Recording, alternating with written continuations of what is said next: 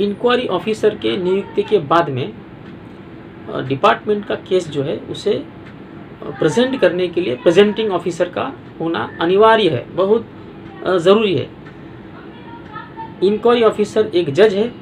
For example जैसा हमने court में सिविल कोर्ट बोलिए या फिर क्रिमिनल कोर्ट बोलिए, जहाँ पर एक जज बैठे होते हैं और सरकारी पक्ष का क्रिमिनल ट्रायल में देखेंगे तो सरकारी जो पक्ष होता है, प्रोसिक्यूशन जो होता है, उनकी केस को प्रूव करने के लिए सरकारी वकील होते हैं जिन्हें हम पब्लिक प्रोसिक्यूटर कहते हैं। तो सेम डिपार्टमेंटल इंक्वायरी में प्रेजेंटिंग ऑफिसर जो होते हैं वो सरकारी पक्ष के वकील के शूज़ में होते हैं या सेम फुटिंग पे होते हैं।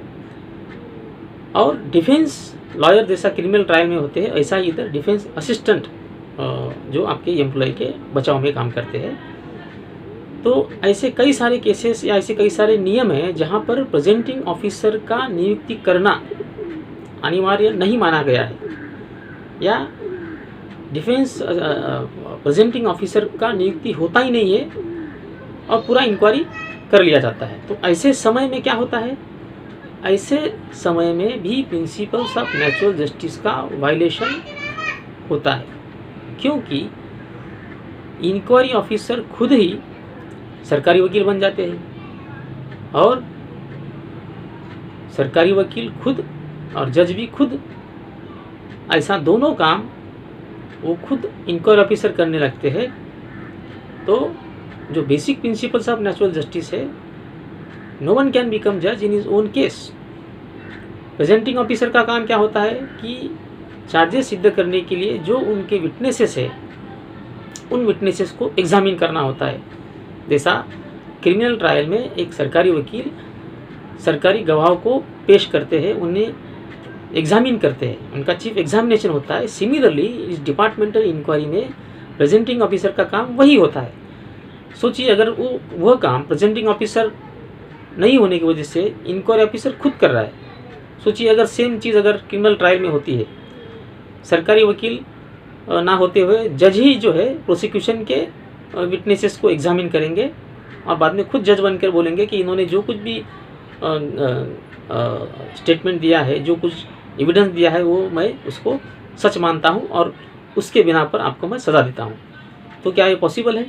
This would be in violation of the principle of natural justice. तो सिमिलरली डिपार्टमेंटल इंक्वायरी में प्रेजेंटिंग ऑफिसर का नियुक्ति होना यह बहुत अनिवार्य माना गया है। अगर किसी इंक्वायरी में प्रेजेंटिंग ऑफिसर को नियुक्त ना किया गया हो तो उसका परिणाम इंक्वायरी ऑफिसर खुद जज बन जाते हैं, खुद सरकारी वकील बन जाते हैं और he is discharging dual role, prosecutor as well as जज। तो पूरा इंक्वायरी जो है विशिएट हो जाता है, उसे कानून के नज़र में इलीगल माना जाता है। तो ऐसे भी सुप्रीम कोर्ट के कई सारे जजमेंट इस विषय के ऊपर है। आगे बढ़ते हैं। अब डिफेंस स्टेटमेंट, डिफेंस असिस्टेंट, कई दफ़ा ऐसा होता है कि जो प्रेजेंटिंग ऑफिसर या फिर इंक्वायरी ऑफिसर, इनका लीगल बैकग्राउंड होता है। Presenting officer might be dealing with the legal affairs or he might be having the LLB degree or he might be a legal assistant or working in the legal department having a legal background। लेकिन जो employ होता है उस employ को, उसके पहले आप जान लेंगे कि नियम क्या है। नियम यह कहता है कि आप डिफेंस असिस्टेंट के तौर पर आप किसी एम्प्लॉय को नियुक्त कर सकते हो। आप एक वकील को जो कोर्ट में प्रैक्टिस करते हैं उन्हें भी आपके डिफेंस असिस्टेंट के तहत आप इंगेज कर सकते हो, प्रोवाइडेड जब प्रेजेंटिंग ऑफिसर खुद लीगल बैकग्राउंड से आते हो या खुद वकील हो। तो ऐसे कई केसेस सुप्रीम कोर्ट तक जा चुके हैं कि डिपार्टमेंट ने प्रेजेंटिंग ऑफिसर ऐसे व्यक्ति को नियुक्त किया था कि जो लीगल बैकग्राउंड से थे, लेकिन एट द सेम टाइम उस एम्प्लॉय को वकील इंगेज करने के लिए, एडवोकेट इंगेज करने के लिए परमिशन मना कर दी या परमिशन दी नहीं। तो ऐसे केस में क्या होता है, वह भी जो है प्रिंसिपल ऑफ नेचुरल जस्टिस का वायलेशन माना जाता है। ये कौन सा नियम का वायलेशन होता है? No one should be condemned unheard. You cannot be punished unless you are given an opportunity to defend yourself, a reasonable opportunity of being heard. इस नियम को उल्लंघन करने वाला इस तरह का सर्कमस्टांस यहाँ पर आता है, तो डिफेंस असिस्टेंट को भी यहाँ पर बहुत सोच समझ कर ही नियुक्त किया जाता है। अगर सरकारी पक्ष के जो प्रेजेंटिंग ऑफिसर है वो लीगल बैकग्राउंड से है तो नेसेसरीली एम्प्लॉय को भी अपने बचाव में वकील लगाने का अधिकार यहाँ पर प्राप्त होता है। तो ये सारे जो बातें हैं ये बहुत महत्वपूर्ण बातें हैं। ये बार बार इस तरह के गलतियाँ डिपार्टमेंट की ओर से होती है और इसकी वजह से जो है पूरा इंक्वायरी को इलीगल माना जाता है। और इस तरह के इलीगल इंक्वायरी में जो आदेश पारित किए जाते हैं उन आदेशों को भी इलीगल माना जाता है और उस आदेश को खारिज किया जाता है कोर्ट में। तो ये सारे प्रोसीजरल एस्पेक्ट है जो कि बहुत महत्वपूर्ण है। अब यहाँ पर मैं बात आपको एक कहना चाहूँगा कि in a given case presenting officer को नियुक्त करना, या जब प्रेजेंटिंग ऑफिसर वकील हो लेकिन रूल में ये प्रावधान नहीं है कि एम्प्लॉय को वकील लगाने का अधिकार, तो क्या ऐसे समय में नियम ही ऐसा नहीं कहते हैं कि प्रेजेंटिंग ऑफिसर का नियुक्ति होना अनिवार्य है? तो फिर हमने नियम को फॉलो किया बिकॉज नियम साइलेंट है या नियम कहते नहीं है इसलिए हमने प्रेजेंटिंग ऑफिसर को नियुक्त नहीं किया। इस तरह का आर्गूमेंट अगर एम्प्लॉय के खिलाफ में अगर होता है तो क्या उसे माना जाएगा? तो सुप्रीम कोर्ट कहता है इसे एक्सेप्ट नहीं किया जा सकता है, क्योंकि प्रिंसिपल्स ऑफ नेचुरल जस्टिस जो है वो चाहे तुम्हारे रूल में कुछ लिखा हो या न लिखा हो, प्रिंसिपल्स ऑफ नेचुरल जस्टिस को तुम्हारे रूल में है ऐसा डीम किया जाएगा अनलेस उन्हें एक्सप्रेसली एक्सक्लूड किया गया हो।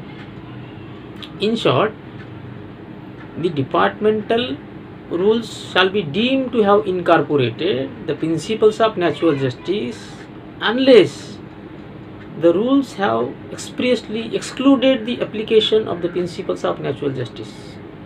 ये प्रिंसिपल है। सुप्रीम कोर्ट ने यहाँ तक कहा है कि प्रिंसिपल्स ऑफ नेचुरल जस्टिस जो है हमारे fundamental right under article 14 and under article 21 में इनकॉर्पोरेट किए गए। अब आप लोग अगर आर्टिकल 14 या आर्टिकल 21 को निकाल कर पढ़ोगे तो आपको प्रिंसिपल ऑफ नेचुरल जस्टिस जैसी कोई चीज़ वहाँ पर दिखाई नहीं देगी।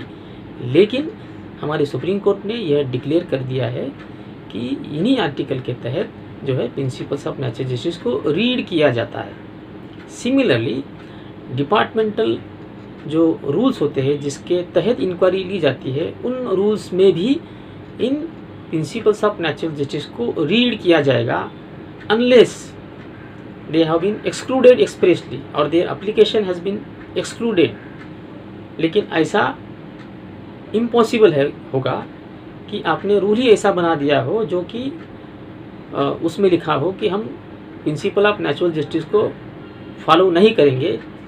तो ऐसे रूल को आर्टिकल 14 का खिलाफ में जाने वाले रूल है, यही ग्राउंड के ऊपर आप उन रूल को ही चैलेंज कर सकते हो, उनका कॉन्स्टिट्यूशनल वैलिडिटी को ही चैलेंज कर सकते हो। तो practically speaking it is impossible to exclude the application of principles of natural justice in initial department inquiry. तो इन शॉर्ट, डिपार्टमेंटल इंक्वायरी के हर स्टेज के ऊपर प्रिंसिपल्स ऑफ नेचुरल जस्टिस का फॉलो होना बहुत ज़रूरी है। अगर वो नहीं होता है तो सारी की सारी इंक्वायरी को bad in law, unsustainable in law, in violation of principles of natural justice को मानकर उसे खारिज किया जाता है। और ऐसे इंक्वायरी में अगर आपको कुछ पनिशमेंट मिलती हो तो वो पनिशमेंट भी इलीगल मानी जाती है। तो दोस्तों, आज की इस वीडियो में मैं यहीं पर रुकता हूँ और आने वाली अगली वीडियो में हम इससे आगे बढ़ेंगे।